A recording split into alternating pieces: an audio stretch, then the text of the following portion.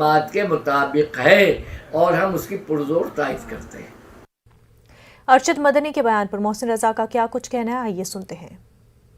हमेशा से उनके बयान या जमीयत उलमाए हिंद के कंट्रोवर्शियल बयान आते रहे हैं, हम उसकी निंदा करते हैं और ये कहीं ना कहीं हमारे समाज की महिलाओं का अपमान किया है उन्होंने इस तरह की बात कहकर, क्योंकि आज सर्व समाज की महिलाएं सशक्त हो रही हैं और ऐसे समय पर जमीयत उलमाए हिंद का बयान ये दर्शाता है कि तालिबानी विचारधारा इनके मन में दिल में चल रही है और उसी विचारधारा को इन्होंने व्यक्त कर दिया। और आज हमारे देश में आदरणीय मोदी जी के नेतृत्व की सरकार में 11-11 महिलाएं देश का गौरव सम्मान बढ़ा रही हैं, मंत्रिमंडल में हैं।